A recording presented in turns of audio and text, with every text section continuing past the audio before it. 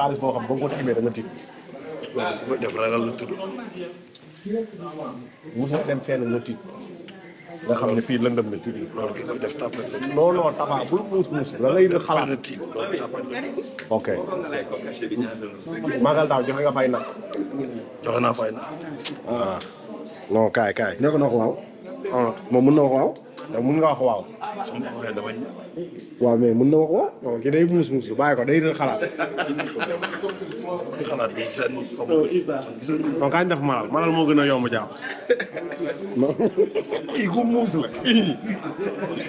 mais da ngaa bëgg jàpp gannaaw nii. amul wax waaw amul wax déedéet soo ko waxee da ngay perte. nii oui nii non. nii oui nii non. ok. yow yaay Fou Malade. maa Fou Malade. yaay def émission jàkkaarloo. maay def émission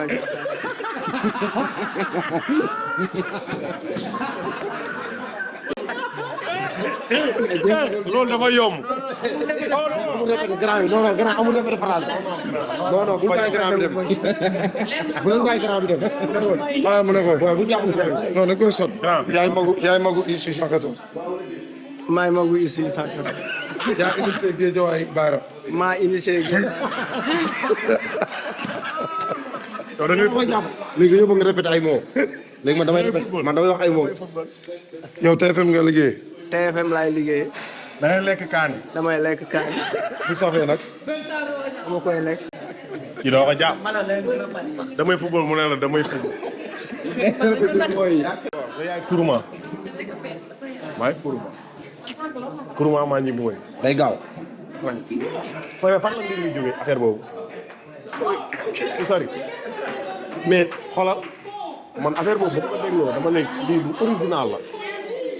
dëgg la mais boo yëngalee bopp da ngay perte. d'accord def naa ko dama la dégg ah sérieusement ma ne Kourouma maa ngi mu mais da nga ko inspiré aussi que mooy Kourouma mooy kii resta africain bi. waaw même Kourouma waaw. waaye ni taxaw maa da ngay lekk la yëgal na ma. da ngay lekk la lëtëre nga ba gën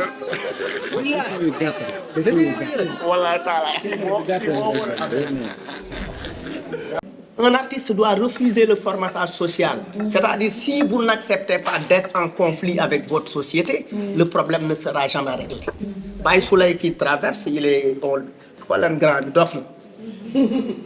Il faut une mamie pour pouvoir être avec Baye Souley. Il faut que nga nekk foofu. C'est-à-dire, it's about being yourself. It's about personality.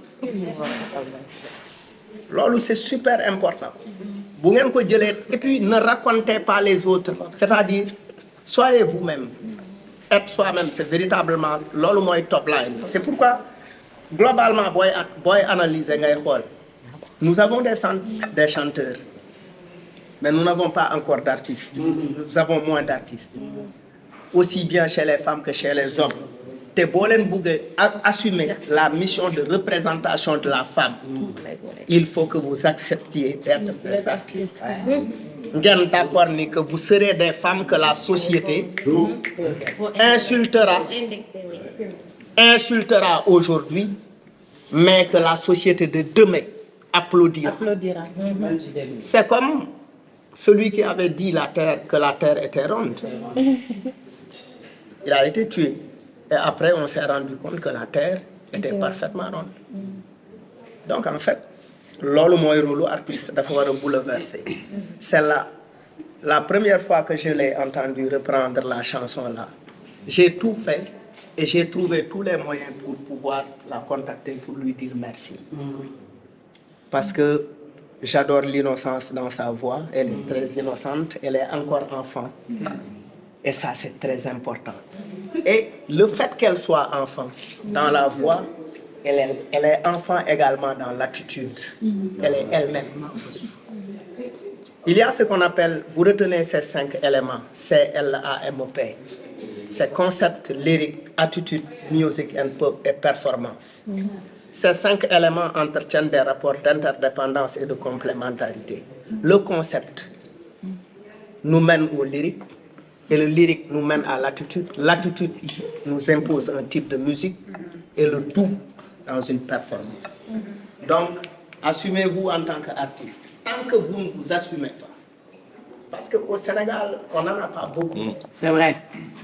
Souleymane Faye, qui met un gamme. Voilà, ben Et tout le monde se moque de lui. Souleymane Faye qui dit, je suis un musulmanteur. Oui, oui. Et chez les femmes, il y a une seule femme. Moi, j'ai adoré. La première fois que j'ai écouté No Stress de Viviane. C'est pour moi, le texte le plus révolutionnaire qu'une femme n'a jamais chanté dans ce pays. Parce que les femmes, c'est une préoccupation. Mais libérez-vous, émancipez-vous. Stress. C'est très révolutionnaire dans une société fermée comme les nôtres. Parce qu'on donne l'impression que nos sociétés ne sont pas fermées. C'est faux. Macho, où la femme doit être là, soumise. On ne vous demande pas de nous taper la nuit. On ne vous demande pas également de nous jeter dans la rue. Mais il faut nous demander de vous respecter. Il faut nous imposer qu'on vous respecte. Parce qu'en fait, tel que les codes sont établis, c'est au profit des hommes. Malala a le droit d'avoir 2 femmes. Et en partant voir ma deuxième, je sais que ma première souffre. Je me dis, mais oui, elle souffre. Et malgré moi, mais il y a l'opportunité sociale qui est là. C'est une opportunité sociale. Est-ce que tu vois? C'est-à-dire, mais si vous ne vous battez pas, et se battre, ce n'est pas forcément insulter. Se battre, c'est écrire de très beaux textes, chanter de très belles mélodies pour faire la satire de votre société. Chacun d'entre nous a un rôle important à jouer. Maintenant, après, c'est aussi la connexion entre ce que tu dis et ce que tu fais. Il faut avoir. baal ma dama dégg bi ngay wax léegi bi nga duggee ci côté 4 femmes day rejoindre suñu cosaan wala suñu li ñu nekk mooy ay musulmans wala chrétiens je sais pas mais ñun boog la plupart ici foog naa ay musulmans lañ da ngay xool yombul ñu mën a aligner combat jigéen ak suñu diine lu muy enfin li ñuy wax ne loolu la ñuy tegal charte comme jigéen. léegi ci aspect boobu man parfois damay bëgg wax sax yenn wax yi dama naan est-ce que tu vois yombul nga mën a kaas ci dëkk bu mel ni Sénégal nga mën a wax jigéen dafa war a nii te duñu la jàppee benn féministe wala bu duñu wax ni kii diine daf leen ne ngeen dem leen sëyi parfois sax nga gis ñu dem leen sëyi moo gën ngeen tekkee seen caaxaan.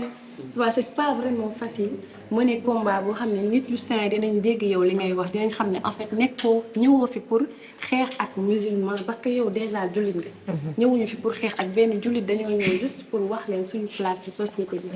nan la war a doxee parfois loolu tamit dina nekk peut-être lu ñu xam bloqué wala. C'est déjà un texte. C'est déjà un texte que tu peux chanter. Mais dañu nekk ci benn société bi nga xamante ne dafa am loo xamante ne dañu wax ni diine moo ko wax. am lu diine wax. dafa am lu diine wax am luñ ne diine moo ko wax. dafa mel ne ñu ne am na lii sëñ bee ko wax ak lii nee nañ sëñ bee ko wax. y a une différence. Si vous voulez aussi mener des combats, vous devez vous entourer d'outils qui vous permettent de vous battre. C'est aussi d'aller vous cultiver. Ouais. Il faut aller vous outiller. Dem leen lire ay livres, dem leen seetaan ay cinéma. Un artiste doit être au fait de ce qui se passe. La musique, c'est une expression artistique sur l'actualité. Il n'y a pas de musique. Tey man bu ma fi ñëwoon naan par exemple un Chéri Coco dans un texte de rap d'aujourd'hui qui parle d'amour xewi na. Boy show la ñuy wax. Les éléments de langage évoluent également avec le temps. moo tax gëstu daf leen war aller poser des questions, discuter avec les gens, chercher et puis am une sincérité par rapport au combat que vous menez. C'est comme le rap engagé qu'on dit. On est en 2022, ou 2024, plusieurs textes de rap vont dénoncer la crise du pays. Alors que ce n'est pas le thème central depuis plus de 10 ans.